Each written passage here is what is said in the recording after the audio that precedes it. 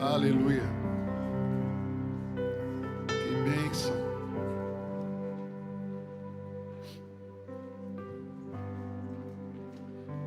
Boa noite, queridos. Graça e paz. Nesse fim de semana, último passado, Deus me deu a alegria, me concedeu o privilégio de estarmos lá em Curitiba, numa conferência chamada Wanting. É um nome em inglês bonito, né? Quer dizer uma coisa. E ligado à igreja F-Hop lá de Florianópolis. E pra você ter uma ideia, quando a gente se inscreveu, tem uma das abas lá, preletores. Quando você clica lá, ele diz assim: nós não divulgamos preletores, porque nós viemos aqui atrás apenas de uma coisa. E a gente não sabia mesmo. Estiveram lá homens de Deus abençoados, Douglas Gonçalves, Dwayne Roberts, homens de Deus. Estávamos em mais de 3.000 pessoas na igreja, na primeira igreja batista de Curitiba. Seguramente a igreja mais bonita que eu já vi na minha vida. Uma estrutura linda, maravilhosa, coisas de primeira para o nosso Senhor. Eu nunca vi Cate igual. Gigantesca, com vitrais dos lados, mas o que foi importante foi a presença do nosso Senhor Jesus. Mais de 90% de jovens queimando por Jesus. E eu queria, nesta noite, falar com você sobre esse Jesus. Na verdade, se você pensa que Jesus vai chegar na tua vida para melhorar a tua vida, você está muito enganado. Jesus não melhora a vida de ninguém. Jesus é a sua vida. Se Ele não for a sua vida, meu amigo, muita gente pensa, eu vou... Jesus, salvação, querido. Deus, através de Jesus, me tirou da lama. E a santificação, Ele começa a tirar a lama de você. É pro resto da vida. E é esse Jesus que eu quero falar essa noite. Os púlpitos do Brasil estão voltando e vai voltar. Jesus como centro. Jesus como alvo. Jesus como a evidência. Convém que Ele cresça e que nós caiamos todos por terra. Porque é o nome dEle que é poderoso, é o nome dEle que é maravilhoso. Então nós estamos aqui por causa dEle. É dEle, é por Ele e é para Ele. E eu queria falar com vocês sobre a lei dos dois altares, sobre dois altares. No Velho Testamento, queridos, as pessoas, os homens de Deus, você vai ler nas Escrituras, que a maioria deles, todos eles, grande parte deles, Wesley, faziam altares. E o que era aquele altar? O altar, ele era feito com alguns objetivos. Primeiro, para servir como memorial. As mesmas coisas, duas coisas ao mesmo tempo, para que fosse feito nele um sacrifício.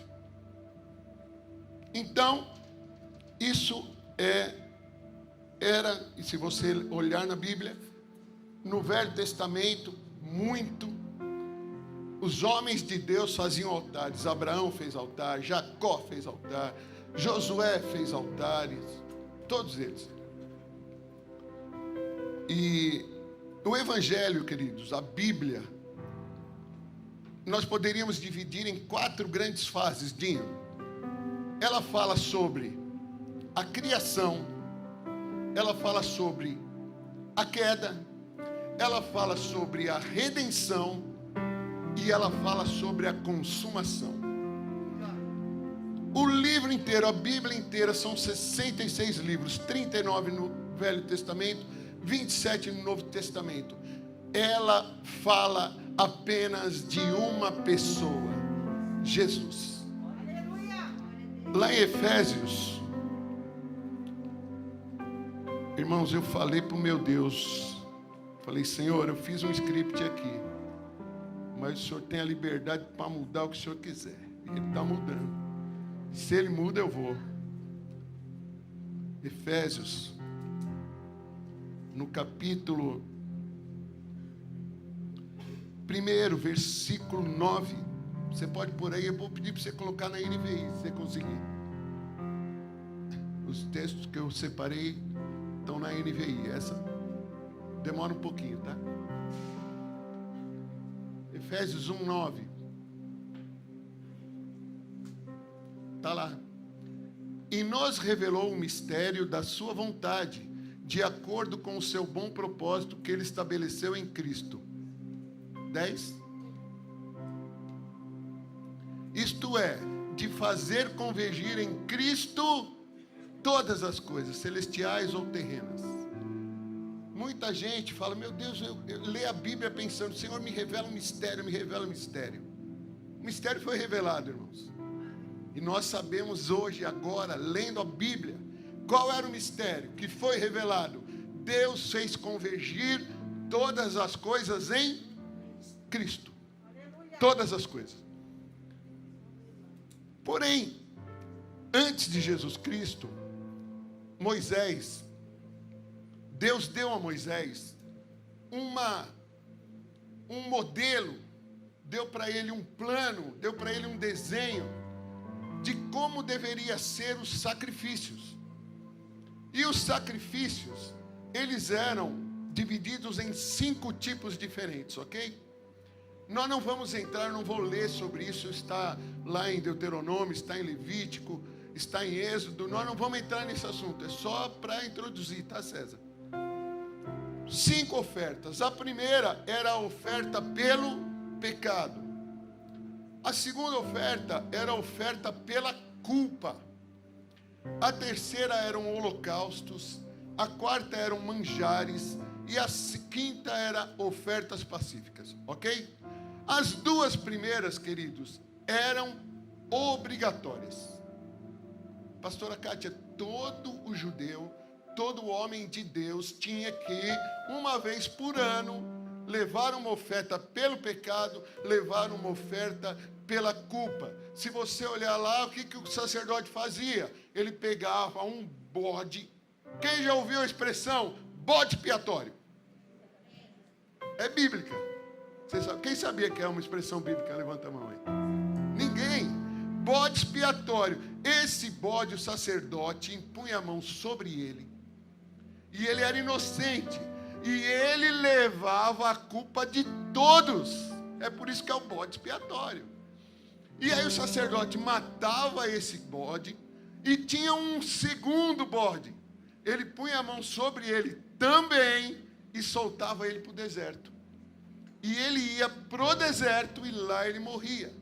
Então aquilo todo ano tinha que ser feito. Outra coisa, eles tinham que levar um animal sem defeito. Quando Jesus entra no templo e ele derruba tudo aquilo, por que ele faz isso? Porque aqueles homens estavam fazendo o comércio. Veja, queridos, não tinha problema em ter o comércio. Acho que o Felipe pregou isso, não foi? Foi. Não, porque quem morava longe, como ia fazer para levar um animal e esse animal? Porque tinha condições para a oferta. A oferta tinha que ser limpa, ela tinha que ser perfeita, não podia ser suja, não podia ter nenhum defeito. Agora, quem morava perto, irmãos, tinha que separar aquele animalzinho, cuidar dele, dar comidinha para ele, deixar tudo certinho, e no dia ele levava, para quê? Para fazer a oferta pelo pecado daquela família.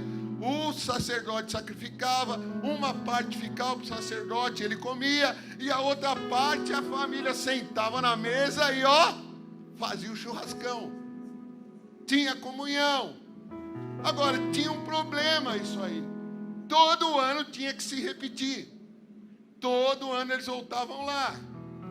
Tudo isso Deus deu para Moisés com uma intenção: apontar para Jesus.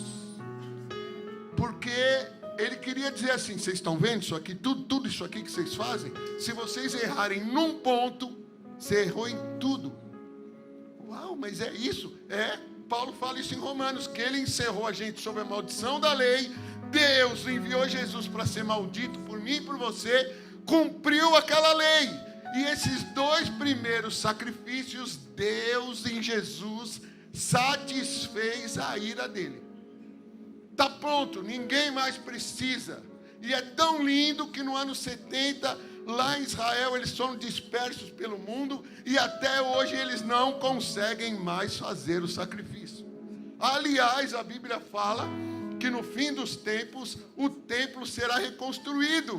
E como a gente sabe disso? Os judeus começarão a fazer sacrifício de novo. O anticristo vai vir um dia e vai fazer um sacrifício de um porco naquele lugar. Isso está tudo na Bíblia, não é o que é a nossa conversa. Então as 2 primeiras ofertas, elas foram satisfeitas em Jesus. Agora eu lhe pergunto, e as outras 3? Acabou? Porque essas aí ninguém, alguma vez o pastor pediu para você, aliás, o diabo, ele gosta de imitar. Ele imita. Alguém alguma vez pediu para você trazer um sacrifício de sangue aqui? Não vai haver necessidade. O sangue de Jesus Cristo nos purifica de todo o pecado. Essas 5 atividades faziam parte do sistema de adoração que foi criado por Deus no Antigo Testamento. As 2 primeiras eram obrigatórias. Agora, Jesus, ele é o sacrifício completo. Ele é o sacerdote. Ele é a oferta. Ele é a cruz.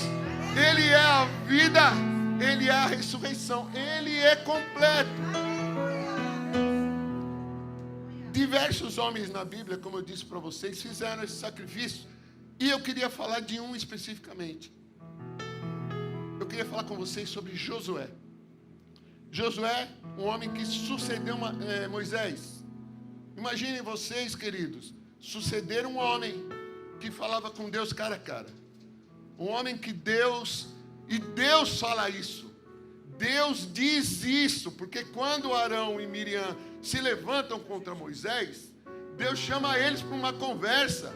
E ele fala: olha, eu uso alguns, mas com o meu servo Moisés eu falo cara a cara. Então não é Moisés que disse, Deus disse isso. E esse homem que abriu o Mar Vermelho, esse homem que foi usado por Deus de forma extraordinária, ele morre. E aliás, ele morre porque a Bíblia diz que ele não santificou o nome de Deus. Que doido, não? Um erro. Um erro. Mas Deus tinha propósito. E aí, ele chama um homem chamado Oséias, que foi o nome mudado de Oséias para Josué. Você sabia disso? O nome antigo de Josué era Oséias. E muda o nome dele para Josué.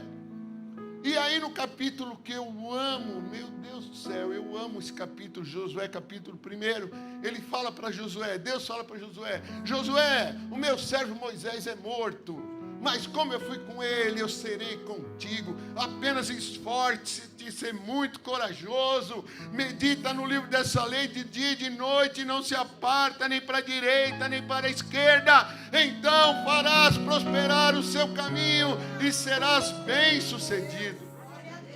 Oh, é isso mesmo, glória a Deus. Mas o Senhor Todo-Poderoso, ele dá uma orientação para Josué. E eu queria que você colocasse aí, querida, Josué capítulo 4, versículo 1, por favor.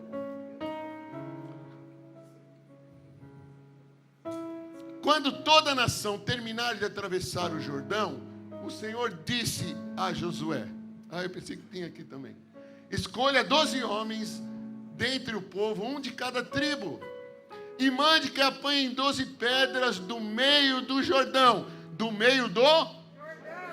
Você já pensou você atravessar o rio Tietê começar a água subir daqui assim, ó, e você atravessar seco? Foi o que aconteceu. Pega 12 pedras do meio do rio Jordão, do lugar onde os sacerdotes ficaram parados. Levem-nas com vocês para o local onde forem passar a noite. Vê o 4 também. pegar um outro. E aí, ainda no capítulo 4, ele fala qual é o motivo. Tá? Versículo 6, por favor. Elas servirão de sinal para vocês. No futuro, quando seus filhos perguntarem o que significam essas pedras. 7. Respondam que as águas do Jordão foram interrompidas diante da Arca da Aliança. Ou seja, Josué recebe a seguinte ordem. Os sacerdotes chegam no rio. Quando eles entram no rio, o rio para. E a água começa a se avolumar. E eles vão pelo rio. No meio do rio, os sacerdotes com a arca para. Os 12 homens pegam cada um uma pedra, vai para o outro lado e eles vão fazer o quê? Um altar. Esse altar vai ser um memorial para que os pais falem para os filhos: olha, quando nós passamos por aqui, ó, Deus abriu o rio Jordão, assim como fez com Moisés. Isso é para contar para outra geração. Aleluia. E aí o que ele faz? Ele faz conforme o Senhor falou. Mas eu acho interessante, queridos, que ele não para aí. A ordem de Deus é para fazer um altar. Porém, ele faz um segundo altar. Está no versículo 9. Por favor. Josué ergueu também, ó, certo? Então, mais um. 12 pedras no meio do Jordão. Aonde? No local onde os sacerdotes que carregavam a Arca da Aliança tinham ficado. Então, presta atenção. Faz um lá fora, público, e ele faz um altar no meio do rio, nos pés dos sacerdotes. Ok? Ele faz esse altar sem que Deus tenha dado essa ordem para ele, porque Deus manda fazer lá fora. E isso tem um ensinamento, queridos, tem um ensinamento muito grande. A minha vida e a sua vida pública, ela é a expressão do seu altar secreto. A minha vida e a sua vida, ela somente vai manifestar aquilo que nós construímos em separado com Deus. Quando ninguém está vendo. Porque quando aquele povo passou para o outro lado, aquela água, a Bíblia diz que a água começou a jorrar. E cadê aquele segundo altar? Ninguém nunca mais viu. Só que a Bíblia diz que está lá até hoje. Então, se alguém da NASA, não sei do que, colocar lá um aparelho e for navegando e tiver condição, ele vai encontrar um altar. Os altares eles eram feitos não de tijolo, mama. Minha mãe está aqui, olha que coisa linda. Não foi feito de tijolo. Não era para ser feito de tijolo. Por que não? Porque tijolo encaixa um no outro. Tijolo é obra das mãos do homem. Era para ser feito de pedra. Que era para não encaixar mesmo. Que era para ter que dar trabalho, para ter que arrumar. Assim como nós aqui na igreja somos uma construção de pedras vivas. Eu e você somos pedras vivas. Rapaz, se tem uma coisa difícil, é quando gente anda com gente. E é um propósito de Deus. Não tem como você e eu queremos nos movimentar no reino de Deus sem sermos bênção para o outro. Deus me chama para ser aquele instrumento que vai ajudar a afiar o outro. Então eu afio você e você me afia. Tem alguns que Deus manda uns tribulosos na vida da gente. Não é para melhorar ele, é para melhorar você. É para você melhorar, é para você crescer, é para você romper. Então o altar externo, ele é público, ele é notório. O tamanho da ação e do mover do Senhor através da sua vida e ministério é totalmente proporcional a esse altar que você constrói escondidinho.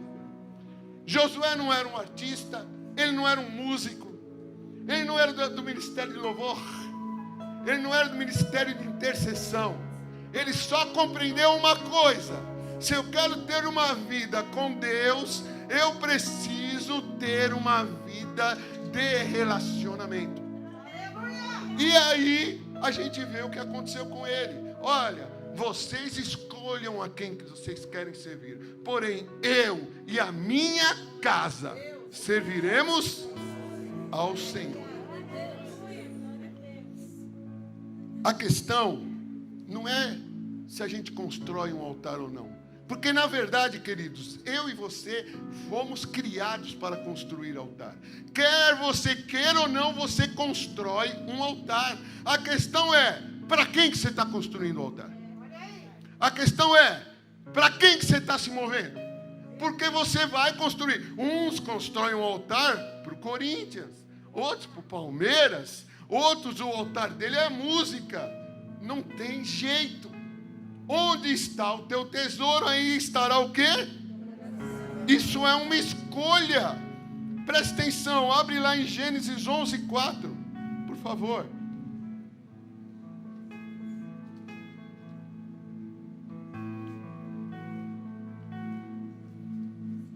Gênesis 11:4. Aqui está falando sobre a Torre de Babel. Olha o que eles depois disseram. Quem disse? O povo. Disseram: vamos construir uma cidade com uma torre que alcance os céus. Assim o quê? Assim o quê? Nosso nome será famoso e não seremos espalhados pela face da terra. Eles queriam fazer um monumento para o nome de quem? Deles. E Deus vem e faz o quê? Espalha eles. E olha, eles estavam tão determinados. Se você ler no capítulo 11, Deus desce e ele fala: eles são um. Não tem o que segura eles. Evidentemente que Deus sabia que ninguém vai alcançar o céu, pelo amor de Deus.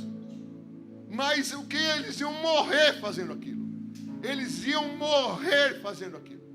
Então Deus desce, e a ideia de Deus era o quê? Que eles se espalhassem. Então ele coloca um falando inglês, outro falando castelhano, outro falando russo, e cada um tem que ir para o seu lugar, cada um acha o lé com lé, o cré com cré, e vamos embora. Foi o que aconteceu. Absalão é um dos filhos de Davi. Absalão construiu um altar também, 2 Samuel 18:18, por favor. 2 Samuel 18:18. Quando em vida, Absalão tinha levantado um monumento para quem? No Vale do Rei, dizendo: não tenho nenhum filho para preservar a minha memória. Por isso deu à coluna o seu próprio nome. Chama-se ainda hoje o monumento de Absalão. Alguns constroem para você mesmo. Ele não tinha descendência. Então o que ele faz? Constrói um altar para ele mesmo. João Batista, o contrário. Ele construiu um altar para quem? Para Jesus. Ele fala: convém que ele e que eu, e dos nascidos de mulher não existe homem maior do que João Batista. Mas o que é lindo é que fala: mas no reino dos céus, o menor é maior do que ele. Fala assim: eu, pastor, não entendi. O que Jesus quis dizer? O que Jesus quis dizer? João Batista veio antes de Jesus, meus irmãos. Depois de Jesus, você tem uma nova vida. O Espírito Santo, ele habita em você. E você agora está no reino dos céus. Então, no reino dos céus, com uma nova vida em Cristo, o menor é o maior. O menor é o maior. Agora, aonde a gente constrói esse segundo altar? É um texto famosíssimo. Mateus 6:6. Por favor. Mas quando você orar, vá para seu quarto, feche a porta e ore a seu pai, que está em secreto. Então o seu pai, que vem em secreto, o recompensará.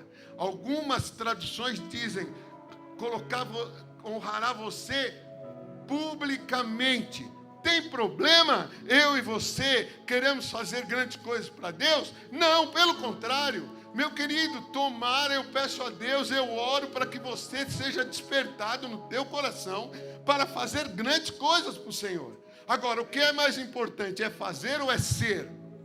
Porque hoje nós vemos uma briga para os camaradas serem famosos, para o camarada ter protagonismo. Convém que Jesus cresça e que a gente diminua. Agora, queridos, deixa eu falar uma coisa para você. Construir esse altar no secreto não é fácil. Sabe por quê? Porque existe um processo que vai se iniciar quando você começar a construir esse altar. Porque quando você se aproxima de Deus, queridos, e isso é que eu queria enfatizar essa noite. Meu Jesus, se eu pudesse, eu abria a tua cabeça, enfiava isso dentro da tua cabeça. Eu não posso, mas o Espírito Santo pode. Meu amigo, quando você começa a se aproximar de Deus, você vai se ver sujo.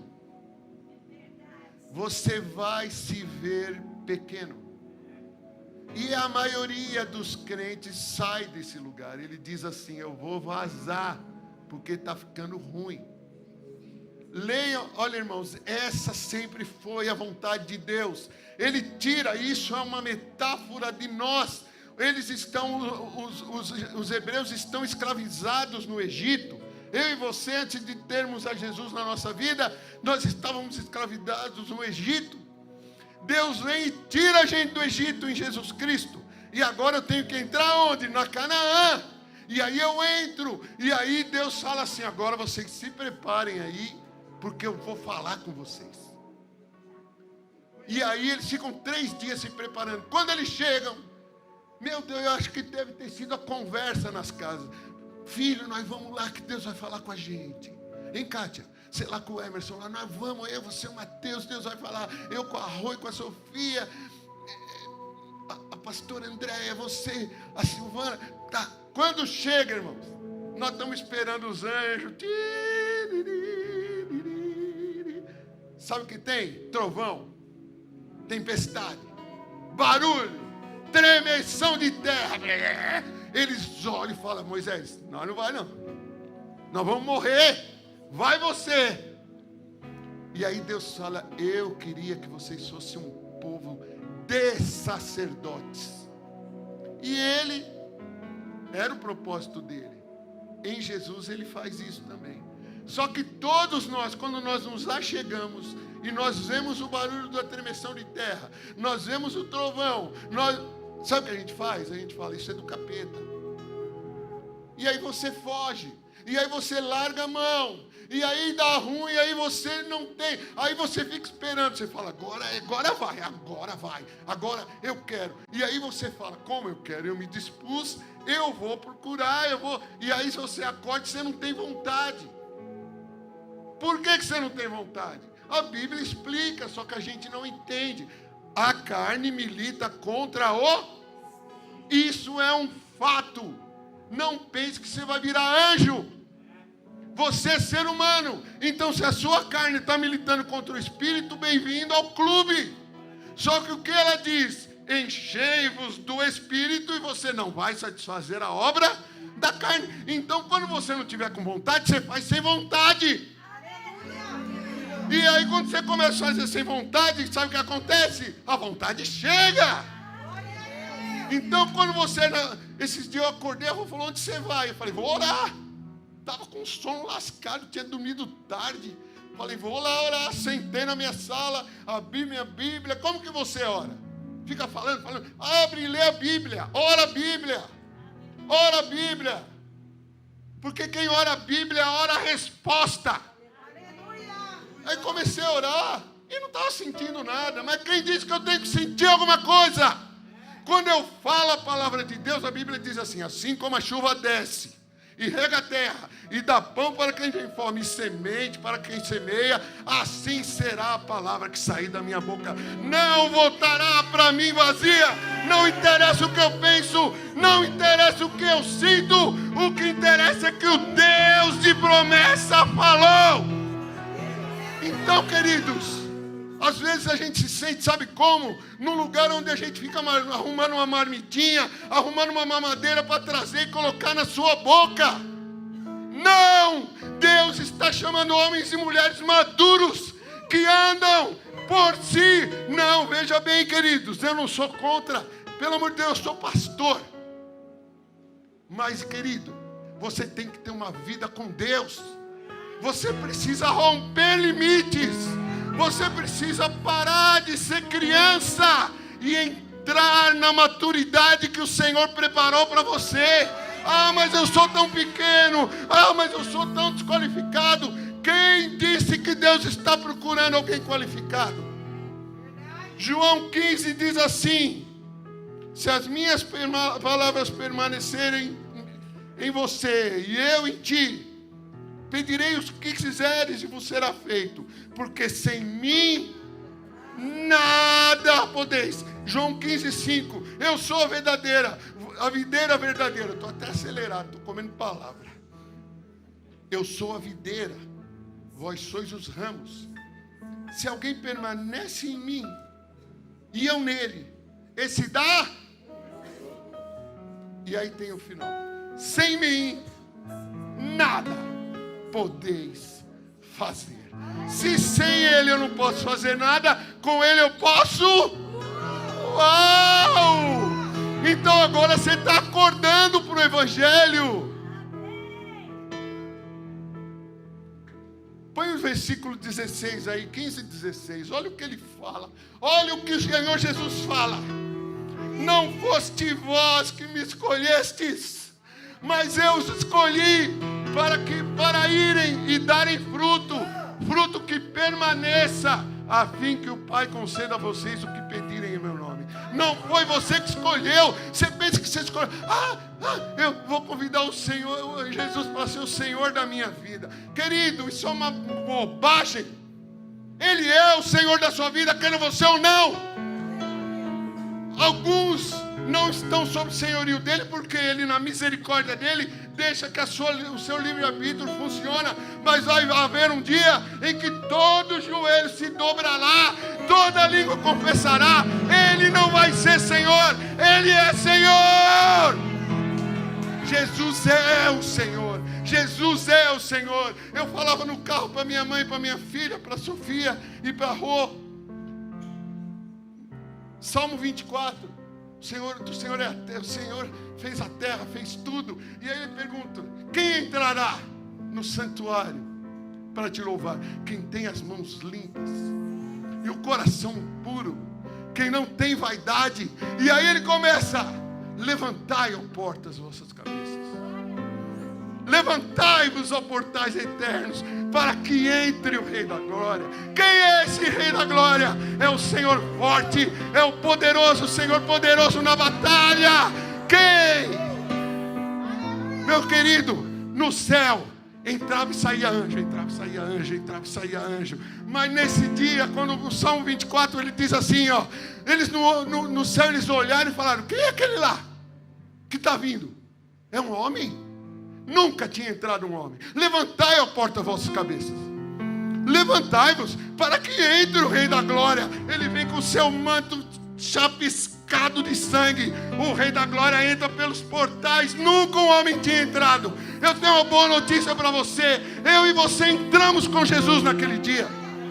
Porque a palavra de Deus diz em Efésios também que nós estamos assentados nos lugares celestiais em Cristo. Ele entra, ele sobe naquele trono, onde o trono de Salomão ia ser um trono de papel. Ele sobe, ele senta à direita de Deus Pai. Ele olha para o Pai e fala: está consumado. E Deus olha para ele e fala: está consumado. Ah, meu irmão, se você entender isso, toda a justiça que Deus tinha, que Ele podia fazer sobre a minha vida, Ele jogou em cima do Filho dele.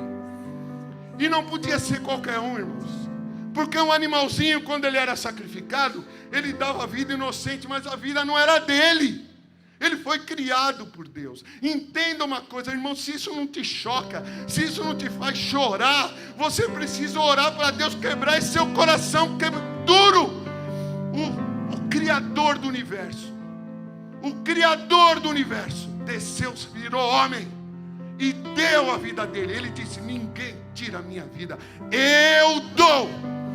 E é por isso que ele ressuscitou, irmãos. Precisava ser vida, e alguém que deu vida, não é alguém que recebeu a vida.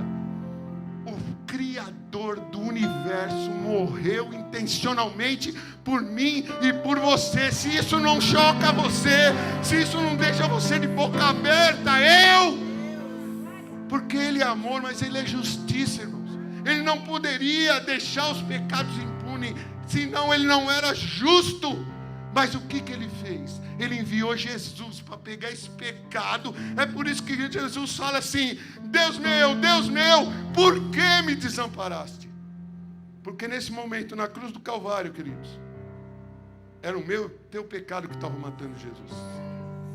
E eu sou eternamente grato por isso. Todo dia que eu lembro disso, eu falo: Senhor, eu mereci o inferno. Era aquele lugar que eu tinha que ter, era o lugar que eu ia. Mas o Senhor resolveu isso para mim.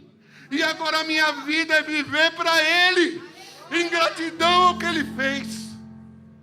Se você não tem motivo para viver, estou te dando um. Queridos, a noiva de Cristo, a sua igreja, vai se mostrar tão fascinada pela beleza e majestade do noivo, que terá por maior anseio em seu coração gastar a sua vida em intimidade e relacionamento com Cristo. Está chegando, irmãos. Está chegando uma hora na história da humanidade, na história da igreja, onde uma geração se levantará como nunca aconteceu, nem em Atos. Você lê Atos dos Apóstolos, você não fica bobo com aquilo ali, pois aquilo vai ser fichinha, perto do que Deus vai fazer. Agora, você está disposto a participar disso como protagonista? Porque se você fica pensando, alguns pensam: ai meu Deus, eu quero ser um pregador, eu quero estar com o microfone na mão. Não, irmãos, não vai ser uma época de grandes heróis da fé, no sentido de personalidade, César. Vai ser igreja. A igreja vai se mover coletivamente com tanto poder que o mundo vai ficar impactado. E eu peço para Deus todos os dias, irmãos, não me deixa de fora disso. Não me deixa de fora. Queridos, entenda uma coisa: Deus quer o seu bem. Deus quer o seu bem. Então, se tudo que acontece na sua vida, você entender esse princípio, Deus quer o meu bem, a tua maneira de encarar a vida vai mudar. Vai mudar. Deus quer o seu bem. Só que a gente entende isso racionalmente, mas na primeira oportunidade que a gente tem, a gente reclama. Quando chega a aprovação, a gente reclama. Quando chega as lutas, a gente reclama. Deus quer o seu bem. Então, quando você entrar na luta, vai dando glória a Deus, que nem dizia o nosso irmão, como é que era aquele Lázaro, né? Como é que ele cantava? Vou passando pela prova, dando glória a Deus, glória a Deus, glória a Deus. Vou passando pela prova, dando glória a Deus, glória a Deus. Viu? Temos um sanfoneiro muito esperto. Isaías 48, versículo 16. Põe aí para mim. Olha que coisa, Wesley, que Deus fala para o povo de Israel. Aproxime-se de mim e escutem isso. Desde o primeiro anúncio não falei secretamente. Na hora em que acontecer, estarei ali. E agora o soberano, o Senhor, me enviou com seu Espírito. 17. Assim diz o Senhor, o seu Redentor, o Santo de Israel: eu sou o Senhor, o seu Deus, que ensina o que é melhor para você, que o dirige no caminho em que você deve ir. Eu sou o Senhor que dirige você. Agora, eu te pergunto, você tem essa confiança? Você consegue compreender claramente que Deus tem o melhor para você? Deus tem o melhor para você. Ele quer o melhor para você. Eu vou repetir isso umas 15 vezes hoje. Ele quer o melhor. Ele tem o melhor. Agora a pergunta é: você quer saber o que Ele tem para você? Você está disposto a andar na confiança nele? Você está disposto? Isso é um desafio. Isso é um desafio e tanto, porque nós, como seres humanos, nós não conseguimos entrar nesse lugar. Serão tempos, irmãos, onde Deus vai forjar o caráter. Quem já leu aquela passagem onde fala que Deus não coloca vinho novo em odre velho? O vinho novo, o Espírito. E o odre velho, sabe o que é? É o caráter. Deus está construindo um caráter em mim e em você. Um odre novo, que tenha resistência para receber o Espírito. Porque, irmãos, olha, se você quer, a gente fala sobre avivamento, e a maioria dos cristãos, eles erram num ponto. Eles falam sobre avivamento, mas eles não conhecem a história da igreja. História da igreja não é só para o pastor conhecer, querido. Você precisa conhecer. Você precisa entender. Hoje nós estamos aqui no microfone, nesse tipo de coisa, porque um monte de irmãos nossos lutaram lá atrás e foram perseguidos, inclusive pela igreja, para que nós estivéssemos aqui. Os dons de língua, falar em novas línguas, os 5 ministérios. A gente costuma dizer que houve 6 ondas. Está para chegar a 7ª onda. E ela não vai ser só novo de novo, irmão. Você precisa conhecer. Você precisa estudar lá quem foi Leonard Ravenhill. Você precisa estudar. Você precisa estudar o que foi o avivamento na rua Azusa. O que foi o avivamento no país de Gales. Você precisa estudar. Porque está chegando dias, irmãos. Está chegando a hora onde Deus vai derramar um tal avivamento, mas é para aqueles que têm o odre novo. Ele vai primeiro transformar o odre, fazer o odre novo. E aí a gente acha tão lindo, irmãos, eu costumo dizer isso. 3 anos atrás, eu fui no monte, estamos lá orando, 3 pessoas distintas, em momentos diferentes, uma não viu a outra, veio a Aline, orou por mim e falou: pastor, Deus está te colocando no lugar de autoridade. Usaram essa palavra. Pastora Cátia, eu fiquei tão feliz. Falei, glória a Deus, eu estou entrando num lugar de autoridade. Você sabia que só tem autoridade quem passa? Você sabia que quando você entrar no lugar de autoridade, você vai entrar na prova dando glória a Deus?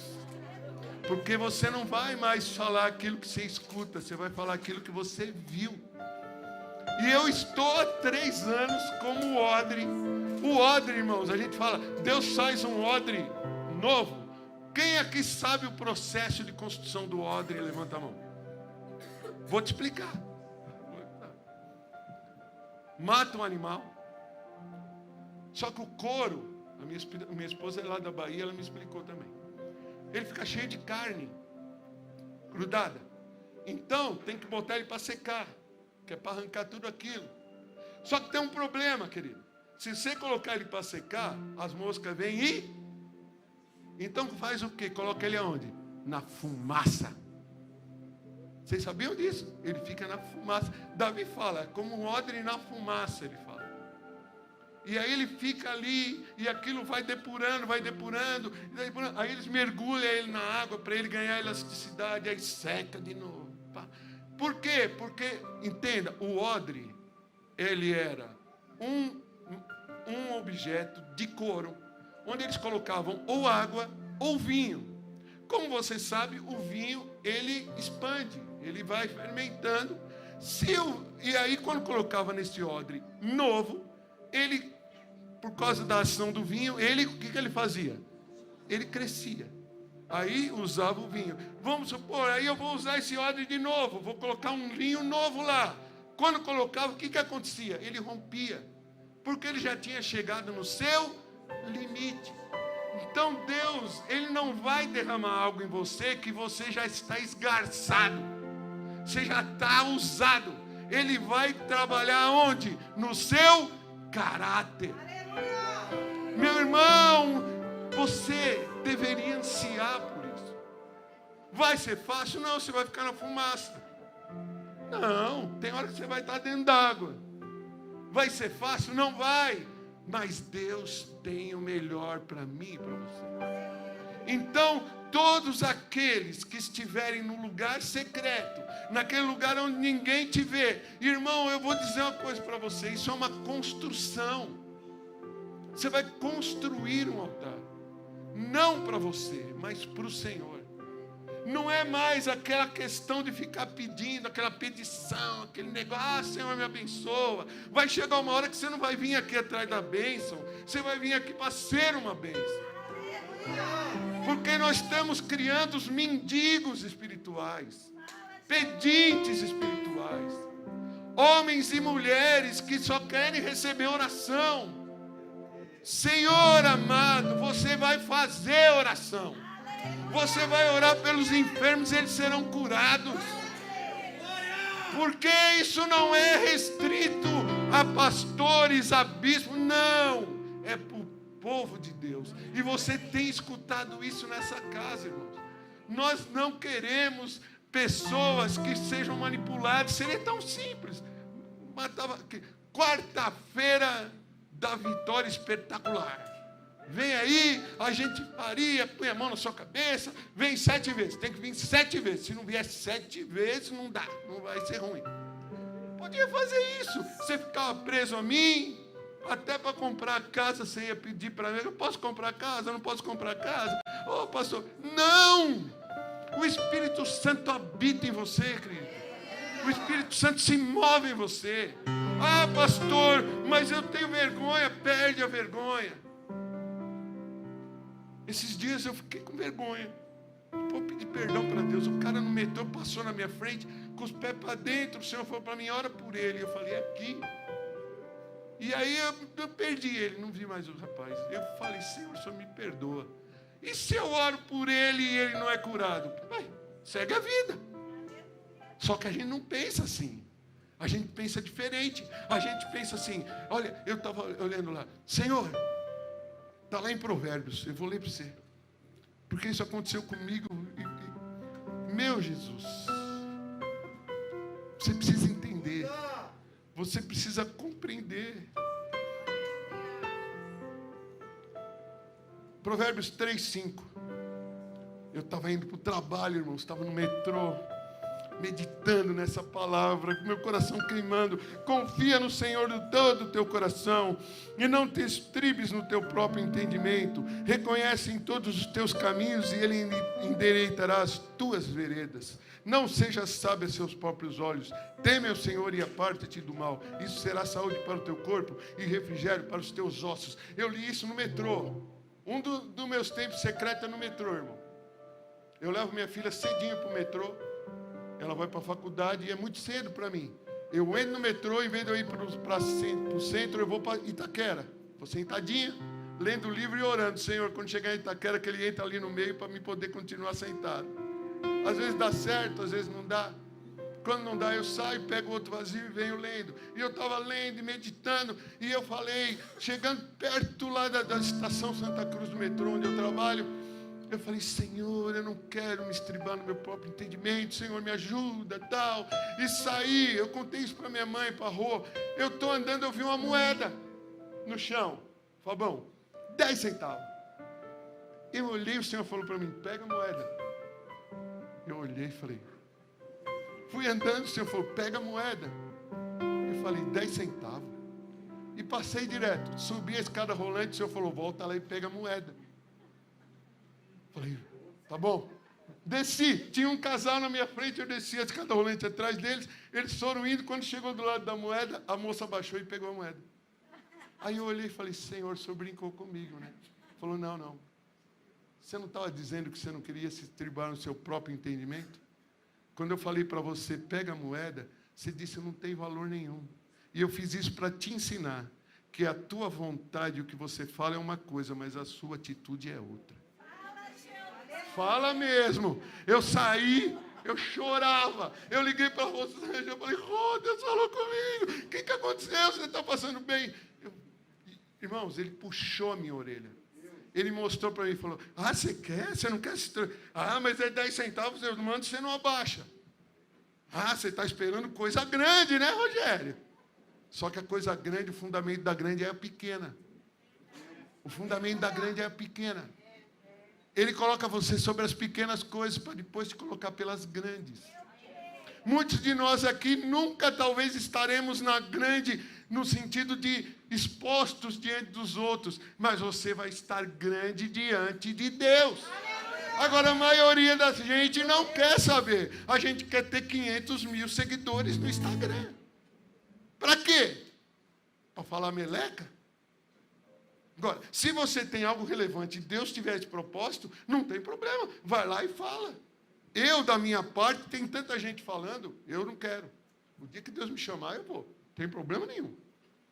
Mas hoje, tem muita gente. Se alguém, eu quero ver uma palavra no Instagram. Vai lá, vê lá o Luiz Hermínio, vê lá o Juscelio. Tá tudo bem. Vê o Theo Hayashi. Tem um monte de gente. Agora, queridos, é urgente isso, irmão. Entra no teu quarto. Fecha a porta. E começa a falar com Deus. Ai, pastor, eu não sei. Bem-vindo ao clube. Eu também não sei. Eu sento, às vezes, na minha sala e falo, meu Deus, eu não sei por onde eu começo. Mas eu vou começar. Põe uma musiquinha. Graças a Deus eu toco violão também, então às vezes eu pego violão, mas eu não gosto de fazer barulho, porque elas estão dormindo. E aí, começa a orar.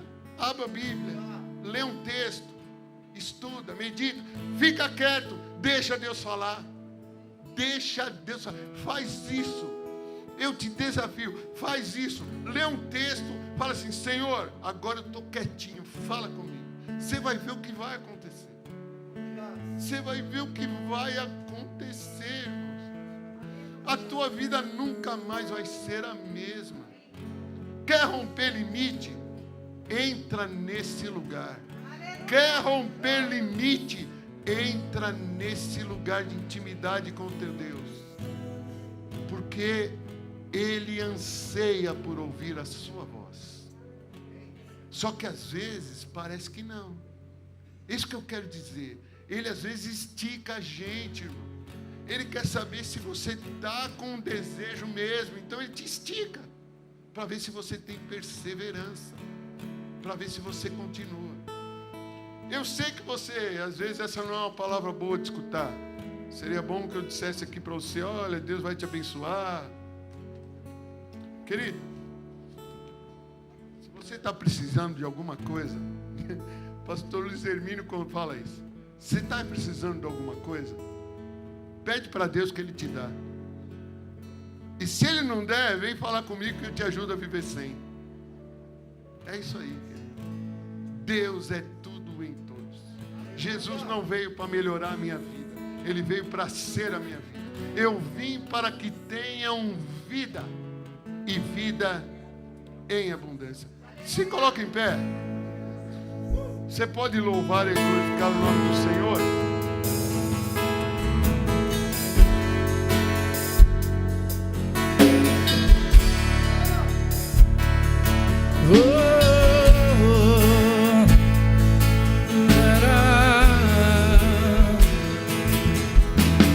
Todo joelho dobrará ao ouvir teu nome. Teu nome teu poderoso. Santo nome.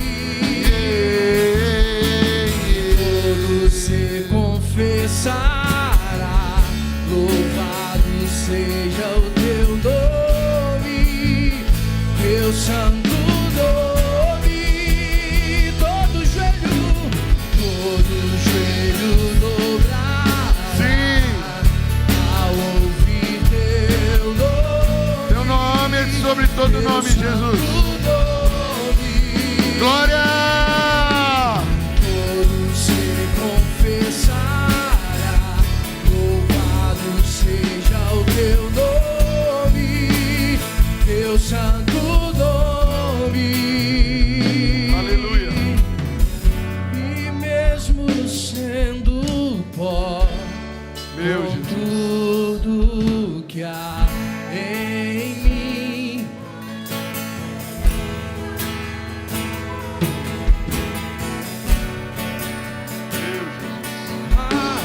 Feche seus olhos. Meu Deus, meu Pai Todo-Poderoso. Eis os teus filhos aqui na tua casa, Pai. Coloca fome e sede no coração deles, meu Deus. Fome e sede.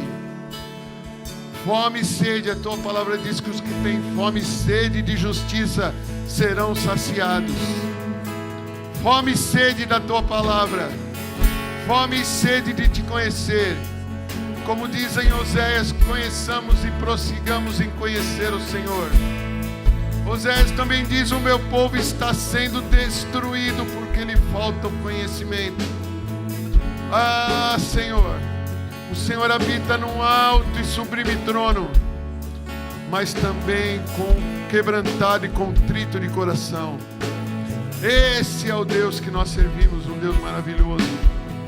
Pai, coloca no coração de cada um dos meus irmãos, aqueles que estão em casa, fome e sede da tua presença, fome e sede de te conhecer, fome e sede de te buscar enquanto há tempo, batei e abri-se-vos-á, pedi e receberei.